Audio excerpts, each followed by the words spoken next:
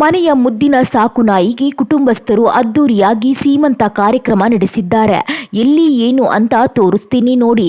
ಹೌದು, ಧಾರವಾಡ ಜಿಲ್ಲೆಯ ಕಲಘಟ್ಟಿ ತಾಲೂಕಿನ ಮಿಶ್ರಕೋಟಿ ಗ್ರಾಮದ ಮಹದೇವಿ ನಾಯಕರ್ ಕುಟುಂಬವು ತಮ್ಮ ಮನೆಯ ಸಾಕು ನಾಯಿಗೆ ಸೀಮಂತ ಶಾಸ್ತ್ರ ನೆರವೇರಿಸಿದ್ದಾರೆ. ಸಂಪ್ರದಾಯದಂತೆ ಮುತ್ತೈದರನ್ನ ಕರೆಸಿ ಆರತಿ ಎತ್ತಿ ಉಡಿ ತುಂಬಿಸಿ ಸೀಮಂತ ಮಾಡಲಾಗಿದೆ. ಕಾರ್ಯಕ್ರಮದಲ್ಲಿ ಧಾರ್ಮಿಕ ವಿಧಿವಿಧಾನಗಳನ್ನು ಪಾಲಿಸಿ ಗರ್ಭಿಣಿ ನಾಯಿಗೆ ಆಶೀರ್ವಾದ ಕೋರಲಾಗಿದೆ. ಈ ವೇಳೆ ಗ್ರಾಮಸ್ಥರು ಕೂಡ ಭಾಗವಹಿಸಿ ಈ ಅಪರೂಪದ ಕ್ಷಣಕ್ಕೆ ಸಾಕ್ಷಿಯಾದರು.